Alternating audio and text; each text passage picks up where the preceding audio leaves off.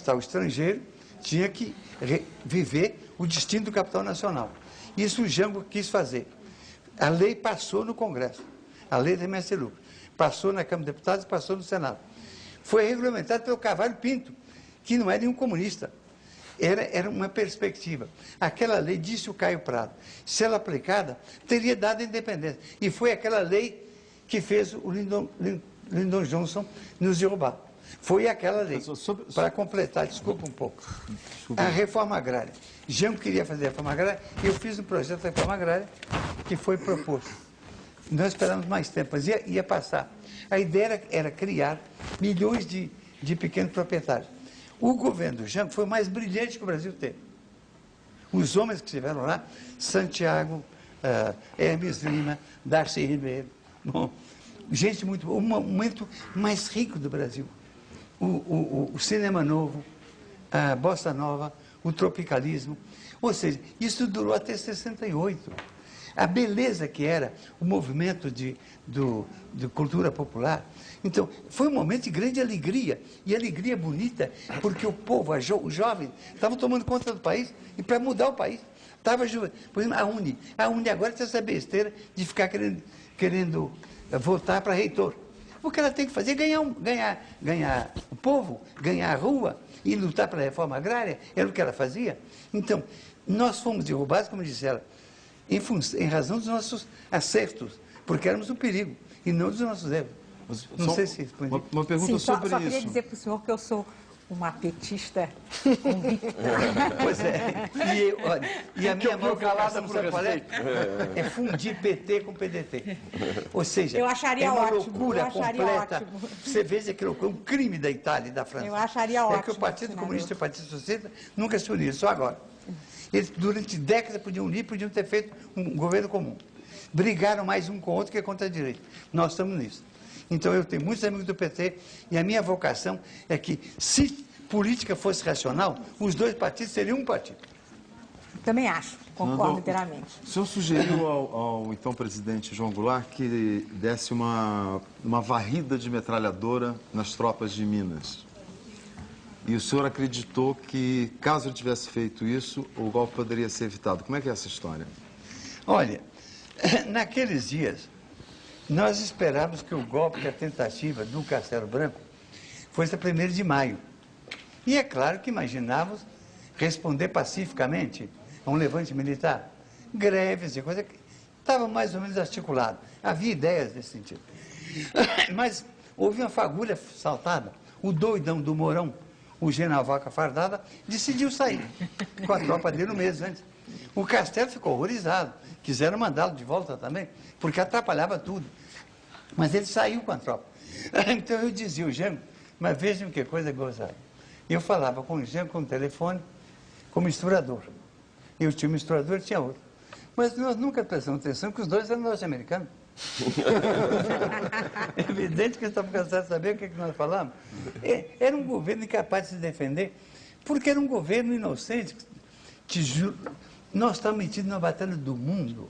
O Brasil, se tivesse sucesso no governo do Jango, fazendo uma reforma agrária e fazendo as multinacionais trabalharem a favor da moeda nacional, o fundamental é obrigá-las a trabalhar a favor que ganhem lucro, que mandem para fora, mas que não hostilizem, que não impeçam de ter uma medida. Os Estados Unidos foi independente porque obrigou as empresas inglesas de lá a trabalhar a favor do dólar e não da libra. Então, aqui,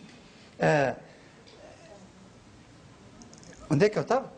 Estava falando quando o senhor mandou ou sugeriu que se desse uma varrida. É a história que eu quero fugir dela. Então, nós esperamos para 1º de maio. Veio antes da Vaca Fardada. Eu dizia o Jango, presidente, o Brigadeiro Teixeira tem aí, no aeroporto tal, Santa Cruz, 5 aviões com metralhadora na asa. Eu já falei com ele, está pronto.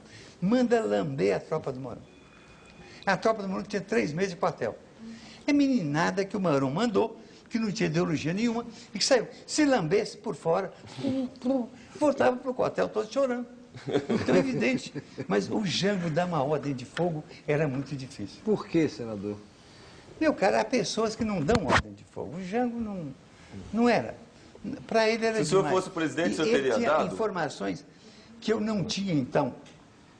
O Santiago Dantas tinha dito a ele que a tropa norte-americana já estava na Guanabara. Não estava, mas estava em Vitória. Conspirar com o norte-americano não é aconselhável, porque 20 anos depois eles contam tudo. Já publicou-se tudo. Quer dizer, era a tropa com 9 grandes barcos de guerra que iam reconhecer Minas como Estado independente, que iam levar para lá. E o senhor acha que eles... Eram os doidos norte-americanos, a canalha louca, uma lá. Assim como partiu o Vietnã, assim como partiu a Coreia e partiu o Brasil. Quer dizer, iam meter essa... A ordem da tropa era ir para lá. O senhor está convencido que se tivesse havido... Santiago Dantas tinha a informação de Jango. Então Jango sabia que ordem de fogo era uma coisa complexa, que o desdobramento podia ser complexo. E ele, com alguns aconselheiros dele, não eu, achava que podia ser o Itu, que ele voltaria para lá. E que era melhor isto do que desencadear. Getúlio não quis desencadear a Guerra Civil.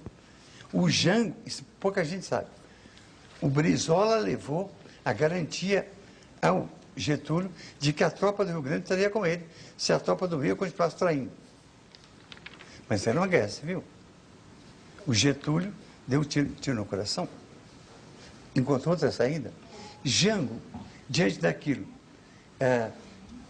partiu o Brasil como Coreia, como Vietnã, começar uma guerra com 1 milhão de mortos. Ele ficou um dia inteiro no telefone, tentando demover o Cruel, que estava aqui, o outro que estava no 4º Exército, para não conspirarem. E o Cruel exigia a minha saída do rifle. E eu disse, mas tira nós todos, não tem problema nenhum. Mas, politicamente, você não pode tirar quem você quer. Tirar pode ser uma derrota também. Então, aqueles foram dias extremamente tensos. Eu não escrevi um testemunho sobre isso, não preciso escrever, muita gente sabe o que ocorreu e vai ser descrito. O mal grande que há é que a direita fez essa história e fez a cabeça da juventude. Isso. E o dano mais terrível é essa juventude de coração quebrado.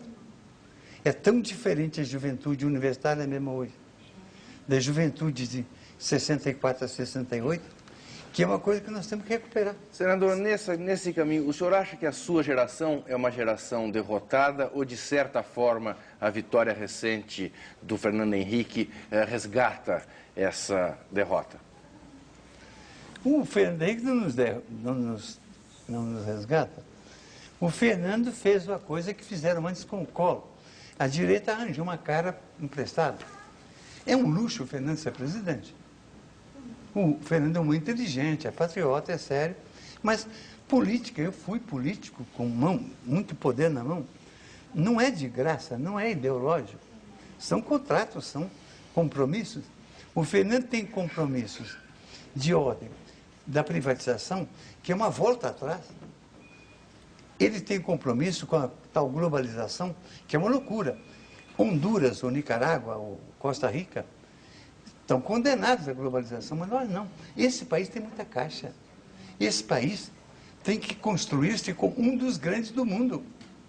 Ele não pode entregar tudo, quer dizer, entregar a Volta Redonda a banqueiro porque pode dar mais lucro, é de doido. O que eu tenho com o lucro do banqueiro? Quer dizer, a empresa que é útero, que criou a indústria brasileira, a indústria, história de Volta Redonda, Getúlio Vargas, a imagem dele é fascista. Ele foi fascista de 37 a 39. Em 39, ele manda Oswaldo Aranha aos Estados Unidos dizer que queria aderir aos aliados. Mas ele tinha condições, não era de graça, não era imbecil, não. Exige uma siderúrgica. Exige e consegue que Roosevelt venha com sua cadeira de roda, venha com a cadeira de roda para Natal, conversar com ele. Não é brincadeira, é o mais poderoso da Terra.